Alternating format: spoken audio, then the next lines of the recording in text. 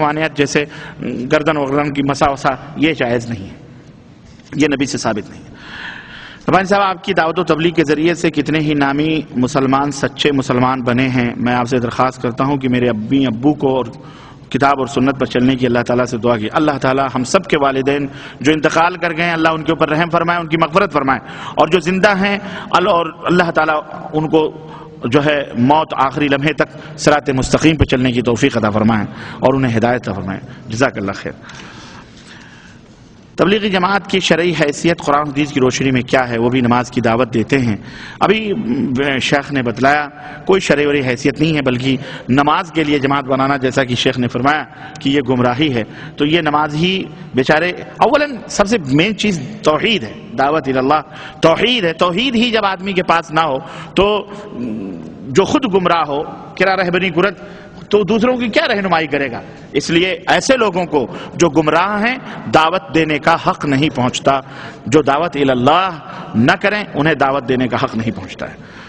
اور نماز کی دعوت سب دیتے ہیں، نماز کی دعوت دینا کوئی زور نہیں ہے۔ گزارش خدمت کی ایک صف پوری ہو چکی ہے، پھر ایک آدمی آیا اور وہ ایک آدمی آگے سے کھینچ لیا، وہ آگے کا صف ٹوٹ گیا، کیا ایسا کرنا بہتر ہے یا وہ اکیلا نماز پڑھے؟ ایسا کرنا حرام ہے، جائز نہیں ہے۔ ایک آدمی پہلے آیا ہے، وہ اگلی صف میں ہے، اور وہ پہلی صف کی فضیلت پا رہا ہے، اللہ کی رحمت سے مستفید ہو رہا ہے، آپ آخر میں اعلیٰ حضرت آ کر پیچھے سے اس کو گھسیٹ کر آپ اس کو رحمت سے محروم کر کے اپنی نماز درست کر رہے ہو، یہ جائز نہیں ہے۔ یہ ہمارے ہاں جو کرتے ہیں یہ غلط ہے۔ البتہ یہ ہے کہ وہ انتظار کرے کہ کوئی آدمی آئے تو اس کے ساتھ نماز پڑھے، اکیلے بھی کھڑا ہو کر نماز پڑھنا اس کے لیے جائز نہیں۔ البتہ یہ ہے کہ جب جماعت ختم ہونے والی ہو کہ ابھی ختم ہو جائے کوئی نہیں آیا تب نیت باندھ کے اپنا پڑھ لے تو انشاءاللہ تعالیٰ اس کی نماز ہو جائے گی، لیکن وہ انتظار کرے دیکھے کہ کون آیا، کوئی آئے تو اس کے ساتھ کھڑا۔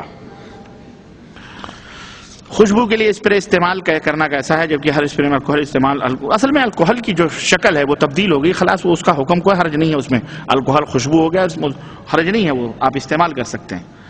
نماز میں کثرت عمل سے نماز باطل ہو جاتی ہے، براہ کرم واضح طور پر بتائیں کہ کثرت عمل کتنا عمل ہے، جیسے کہ فون وغیرہ استعمال کرنا، ماشاءاللہ فون وغیرہ تو یہ تو کثرت عمل میں ہے کہ آدمی ٹیلی فون استعمال کرے، کھانا کھائے، پانی پیے، انٹرنیٹ بیٹھ کے دیکھے موبائل پر، کس کا موبائل آ رہا ہے، کس کو سوئچ یہ جائز نہیں ہے۔ البتہ یہ ہے کہ نماز پڑھ رہا ہے گھنٹی اول پہلے بند کر لینی چاہیے، لیکن اگر سوئچ آف کر لینا چاہے موبائل سے، لیکن اگر نہیں کیا اتفاق سے بھول گیا تو یہ بھی نہیں ہے کہ چھوڑ دے، رنے رپے رنوں چلتے رہیں اور لوگوں کی نماز ڈسٹرب ہو، نہیں، اس کو چاہیے کہ فوری طور پر اس کو بند کرے، تو سوئچ آف کرے اسے فوری طور پر، ٹھیک ہے۔ البتہ تو یہ کثرت عمل یہ ہے کہ ہمیشہ غترے، ہمیشہ صحیح کرتا رہے، نماز میں یوں یوں کرے اور جناب علی ادھر ادھر کھجلائے، ادھر کھجلائے، پیر کھجلائے، لنگی اٹھائے، لنگی باندھے، یہ سب چیزیں کثرت عمل میں شامل ہیں اور یہ جائز نہیں ہے، اس سے نماز یقیناً کراہت سے خالی نہیں ہوتی۔ ایک بھائی نے سوال کیا ہے کہ السلام علیکم ورحمۃ اللہ، فرمایا کہ آپ نے فرمایا کہ سورہ فاتحہ کے بغیر، یہ اصل میں کل کا سوال ہے، آپ نے فرمایا کہ سورہ فاتحہ کے بغیر نماز نہیں ہوتی، اور بعض جاہلیات کے لوگ کہتے ہیں کہ سورہ فاتحہ کے بغیر نماز ہو جاتی ہے، پڑھنے کی ضرورت نہیں ہے، وہ جاہل ہے، وہ جو ایسی بات کرے وہ قرآن و سنت سے جاہل ہے۔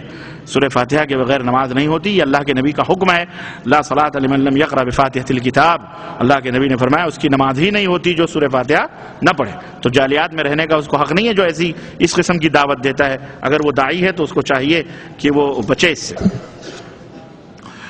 السلام علیکم، بھارت میں جو مولانا بتاتے ہیں اب آپ ہی کے نیچے نابھی کے نیچے نیت باندھتے ہیں، کیا وہ غلط ہے؟ اور اوپر انہوں نے 786 لکھا ہے، یہ 786 کا مطلب کیا ہے؟ اگر اس کا مطلب بسم اللہ ہے تو اللہ کا نام ہے بسم اللہ الرحمن الرحیم، اللہ کے نام سے جو رحمان ہے رحیم ہے اس کے نام سے شروع۔ اگر آپ کا نام عبداللہ ہے اور اس کا نام 420 نمبر نکلتا ہے اور اگر آپ کو 420 کہا جائے تو آپ پسند کریں گے؟ تو اللہ کے لیے اگر آپ کہہ رہے ہو بسم اللہ ہے تو نہیں استعمال کرنا چاہیے، یہ حرام ہے، یہ قرآن کی تحریف ہے۔ یہی یہود و نصارہ نے تو صرف معنی مفہوم تبدیل ہو کیے تھے، انہوں نے تو لفظ کے لفظ گنتیوں میں بدل دی، یہ حرام ہے، تفصیل کا موقع نہیں، ورنہ اس کی تفصیلات بہت ہیں، یہ ایسا نہیں لکھنا چاہیے، بسم اللہ لکھو کم از کم۔ اور جہاں تک فرمایا انہوں نے کہ ناف کے نیچے باندھتے ہیں، اگر حق بات بولتے ہیں تو کوئی حرج نہیں ہے اس میں، وہ ناف کے نیچے باندھیں، فلانی جگہ باندھیں، وہ بات کی بات ہے، لیکن توحید کی سنت کی بات ہونی چاہیے، ٹھیک ہے، ایمان اور عقیدے کی بات ہونی چاہیے۔ داڑھی رکھنا فرض ہے یا سنت ہے؟ داڑھی رکھنا فرض ہے، کیونکہ اللہ کے رسول صلی اللہ علیہ وسلم کی خدمت میں کچھ لوگ آئے تو ان کی داڑھیاں مڑی ہوئی، مونچھیں بڑی بڑی، تو آپ نے فرمایا کہ یہ کون لوگ ہیں؟ تو ترجمان جو تھا بیچ میں انہوں نے کہا کہ ہم قیصر روم کے دربار سے آئے ہیں اور ہمارے رب روم نے، رب ان کو بادشاہ کو رب سمجھتے تھے وہ، ہمارے رب نے ہمیں داڑھی موڑنے اور مونچھوں کے بڑھانے کا حکم دیا ہے۔ تو آپ صلی اللہ علیہ وسلم نے اپنی داڑھی مبارک پہ ہاتھ پھیرا اور فرمایا الحمدللہ ہمارے رب نے ہمیں داڑھی رکھنے کا حکم دیا ہے۔ تو داڑھی رکھنا صرف نبی ہی کی سنت ہے، اللہ کا حکم بھی اس حدیث سے پتہ چلتا ہے، تو اس لیے داڑھی فرض ہے۔ یہ سنت سمجھ کر اس کو قینچی یا اس کو جو ہے کیا کہتے ہیں استرے مت مارو، حرام ہے یہ، اور استرے مار کر اسے گٹر میں پھینک دے تو حرام ہے، حرام۔ مسلمان ہو صحیح ڈھنگ سے داڑھی رکھو۔ اب یہ نہ سوچو فلانے بڑے بڑے لوگ داڑھی نہیں رکھتے، تو بڑے بڑے لوگوں کی طرح آپ ہیں؟ بڑے بڑے لوگ تو بادشاہ اور حاکم اور پتہ نہیں کیا کیا ہیں، ہم تو فقیر کے فقیر در فقیر ہیں۔ تو اگر یہی سوچنا ہے تو آپ بھی بادشاہ بن جائیں ہیں؟ واہ، نہیں، غلط بات ہے۔ کیا پیپسی کولا سیون اپ پی سکتے ہیں؟ اگر آپ کو شوگر نہیں ہے، مریض نہیں ہے، زکام نہیں ہے تو پی سکتے ہیں، کوئی حرج نہیں، ساسیہ بھی ہوتی ہے۔ شیخ آپ